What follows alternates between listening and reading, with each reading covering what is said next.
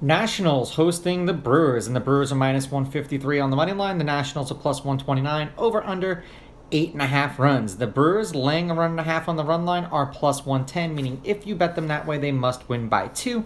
And the Nationals getting a run and a half on the run line are minus 130, meaning if you bet them that way and they win this game outright, you'd win. They lose by 1, you win. Now, these are the overnight odds. They're going to change the closer we get to first pitch tomorrow afternoon, but it's what we've got right now. Peralta pitched against the Nationals once last year. 3 innings, 5 runs, 5 earned. They lost that game 8-2. He struck out 2 batters in that game. The Brewers are 5-5 as a team in his last 10 appearances. He's averaging 5 1/3 innings pitched and 7.3 strikeouts per game in those games, so fairly respectable. Now, in his last 5, more specifically, he's got an ERA of 2.4. He's averaging 5 1/3 innings pitched, which is a little bit, it's the exact same as his average. And the Brewers are 3-2 in those games. Now, in his last outing, he allowed no earned runs and struck out 13 in that game. The game before that, 6 earned runs and struck out 5. The game before that, no earned runs and struck out 6. The game before that, 3 earned runs and struck out 10. The game before that, 3 earned runs and struck out 8. So if you get rid of the high and the low, he's somewhere in like that 7 strikeout range anyway. But you got to keep an eye out what the casinos are going to set it at for Peralta, because it's probably going to be something ridiculous. Now, for Gray, he did not pitch against the Brewers either last year or this year. The Nationals are 4-6 as a team in his last 10 appearances. He's averaging 5 2/3 innings pitched and 5.1 strikeouts per game in those games. That's in his last 10 games.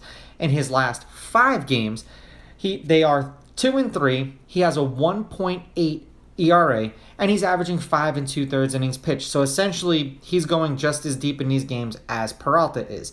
Now, he allowed no earned runs and struck out 4, 1 earned run and struck out 4, 4 earned runs and struck out 2, 3 earned runs and struck out 6, 1 earned run and struck out 8. So Peralta may be the guy you want to keep a better eye out on for the K-line.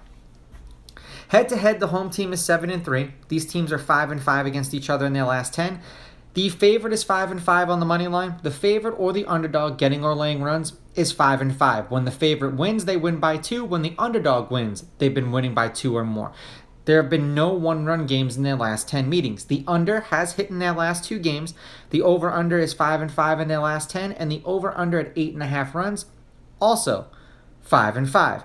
The game they played today, the Nationals won 5-3. The game before that, the Brewers won 4-1, and then the 3 previous games to that, the Nationals won 8-6, 11-5, and 8-2, but those games were all last year. Today was their first meeting this year.